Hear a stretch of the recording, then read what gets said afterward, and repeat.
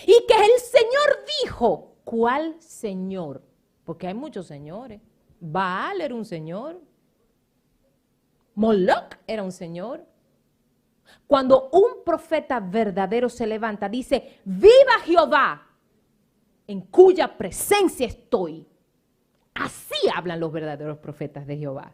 Y son muy pocos. Díganme ustedes a quién que se llame profeta, usted ha visto diciendo unas cosas semejantes. Y eso me lo reveló Dios a mí hace muchos años. Cuando un hombre, una mujer te dice, viva Jehová en cuya presencia estoy, mira, tiembla, porque eso es un profeta de Jehová. Los profetas, los apóstoles, no se ponen los títulos. Conociendo el llamado, ellos con Dios, se hacen responsables delante de Dios. Saben cuál es su función, no necesitan adulación de hombre o mujer. La iglesia está llena de Jezabel y de iglesias que le gusta que le digan, tú vas a ser un ministro, tú eres llamada. Oh sí, ¿y qué tal si ese apóstol o ese profeta te saca los trapitos al sol? Porque yo también, yo tengo una hermana cristiana que es profeta de verdad, una ministro que vino de Santo Domingo hace muchos años, que la función de ella era ir a las iglesias cuando le invitaban y sacarle los trapos al sol a todo el mundo. Y la botaban de casi todas las iglesias y ella me lloraba. Joy Fior, ¿saben quién es? Ella me lloraba y me decía, Itza, yo no quiero ir. Y le decía, tú tienes que ir. Es que yo no quiero coger para allá, porque yo sé que desde que yo entré por la puerta, yo voy a empezar a discernir y a recibir, mira, esta está en fornicación, esta está en esto, y Dios no me va a dejar tranquila. Yo me acuerdo yo tengo tantos años que no sé de ella. Yo me acuerdo uno de los testimonios que más me impactó fue que ella llegó a una iglesia en Passaic. Y el hijo del pastor estaba fornicando con una de las adoradoras. El hijo del pastor, familia. Y dice ella que, me dice, Itza, yo estaba ministrando la palabra de lo más bien y de repente, oh Jehová, tú hablas. Tú. Dios te ha dicho a ti por tanto tiempo que te arrepientas, que tú has llenado este santuario de fornicación con una de las adoradoras. Y ahí, riquititi, el pastor le quitó el micrófono y le dijo, salga de mi iglesia. Eso es lo que yo llamo un pastor con un reinito. Porque hacia aquí me viene un ministro de Jehová, un hombre llamado por Jesucristo, dice, pastor, aquí hay alguien en pecado. Señores, yo me tiro a llorarle al Padre para que me revele, para hacer las correcciones que hayan que hacer. Yo creo que eso aquí nunca ha pasado. Yo le doy la gloria a Jehová, porque Dios nos revela cuando aquí hay pecado. Y es corregido, la persona es ayudada, la persona es corregida, la persona entra en oración, en ayuno personal para rendir el área. No se humilla, no se maltrata, no se menosprecia. El amor es igual, es una condición pecaminosa lo que hay que corregir. La persona sigue siendo la misma. ¿Todo el mundo me entendió? Sardis. La iglesia liberal, la iglesia moderna, la iglesia donde todo es válido. ¿Ustedes han visto esa iglesia donde todo está bien? Porque Dios lo perdona todo. Esa es Sardis. Es la iglesia que está dormida. Yo diría que está muerta en la revelación de la palabra. No saben doctrina. Señores, la doctrina es la Biblia. No hay nuevas revelaciones. Todo está revelado aquí desde hace 3.000 años. 1850, 2.000 años.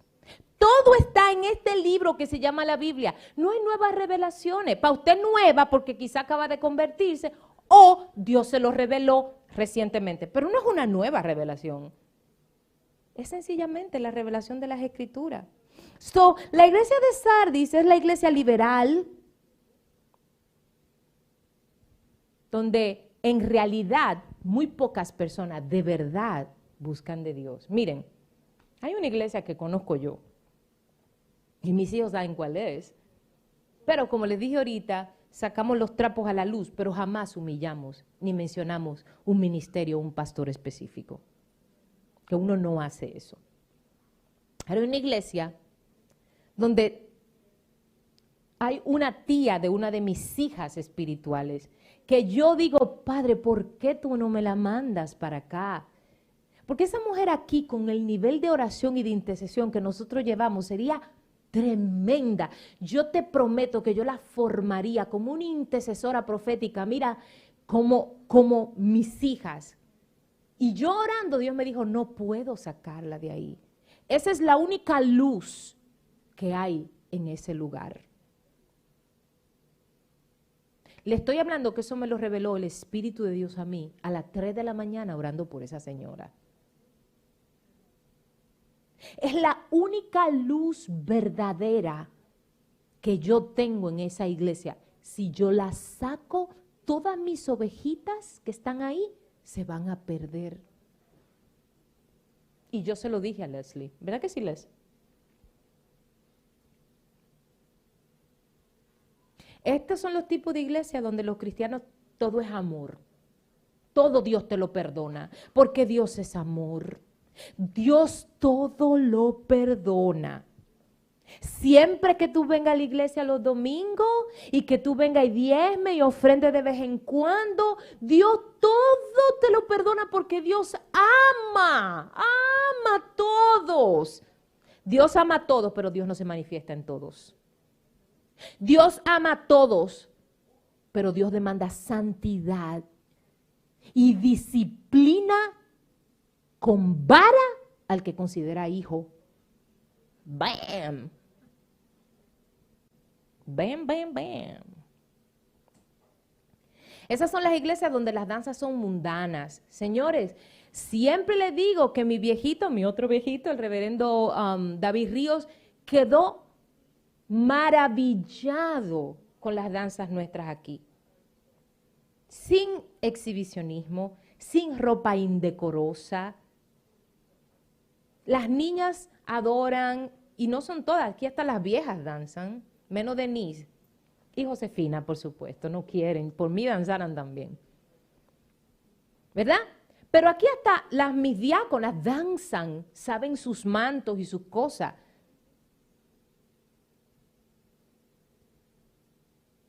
Esos son los tipos de congregaciones donde la música del mundo le ponen letra cristiana.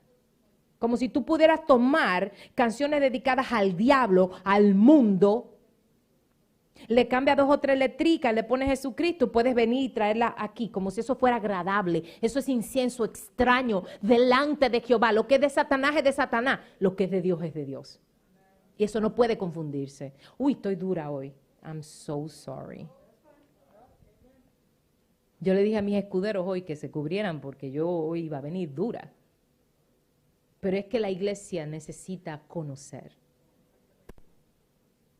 Esos son los tipos de iglesias donde los servicios son entretenimientos, donde los servicios de los jóvenes son solo diversión, jangueo, juegos, para entretenerlos, darle paletitas como tú haces con los nenes chiquitos cuando lloran, pero no tienen edificación de nada. La iglesia puede ser edificada dependiendo si son mujeres, a su nivel de mujeres. Si son jóvenes, no pueden ser tratados igual que nosotros los viejos. Pero dentro de esos juegos tiene que haber edificación por el Espíritu de Dios. De lo contrario, tú lo que tienes es un bunch, ¿cómo se dice eso? Un grupo de carnales que después de tu servicio de jóvenes se te van a ir a meter a los pubs, a los cafés y cuidado si hasta los clubs. Ay, anda con una hermanita de la iglesia a las 2 de la mañana. No me digas. ¿Y con qué se come eso? Dios nos llamó a ser santos como Él es santo. Filadelfia.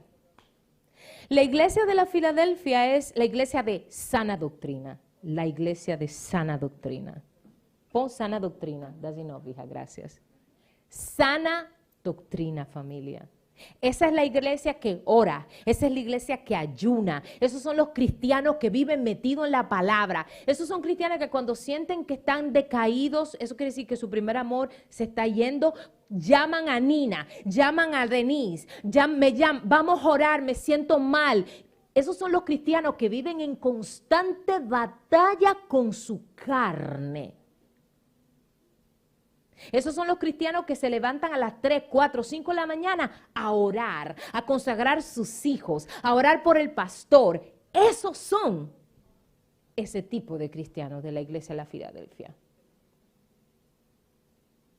Esa es la única iglesia que Jesús le dijo, continúa haciendo lo que estás haciendo. Estoy parafraseando, porque tú vas bien.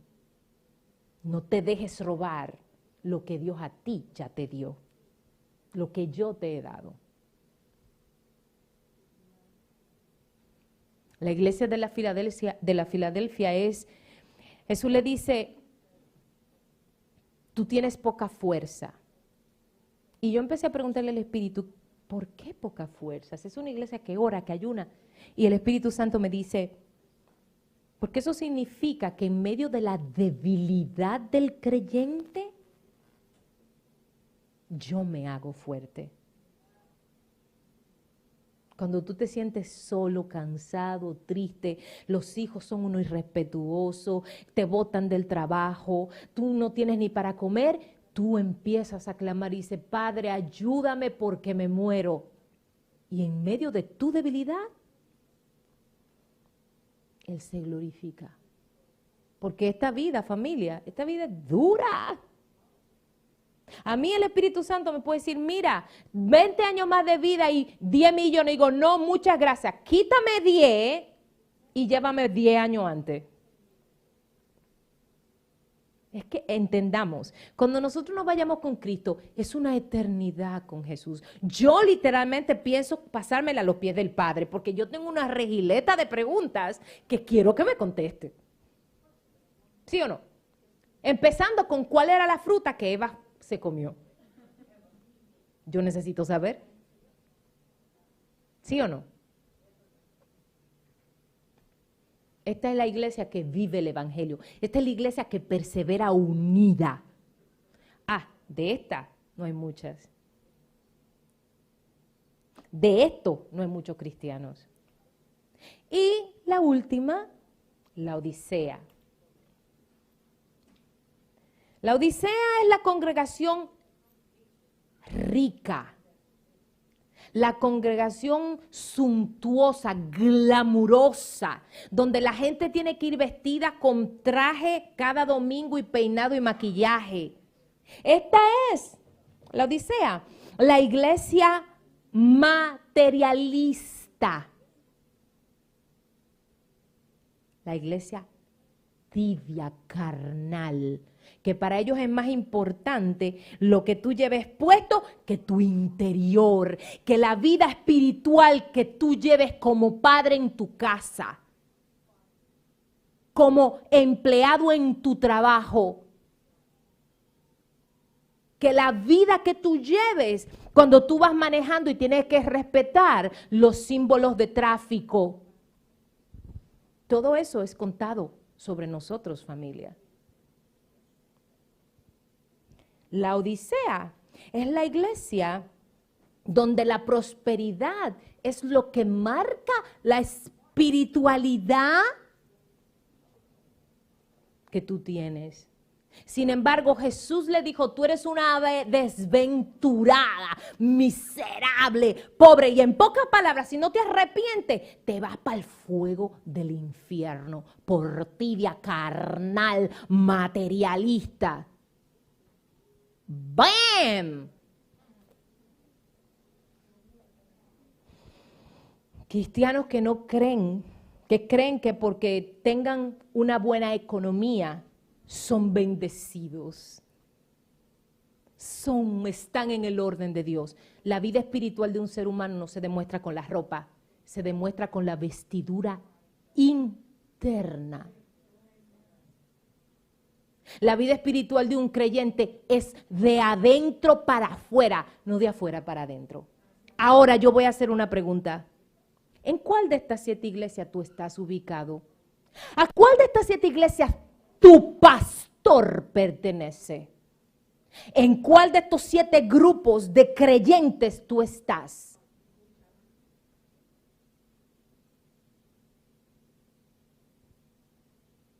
Sea la paz, Visión de Águila. Vamos a orar. Padre Santo, en el nombre de Jesús.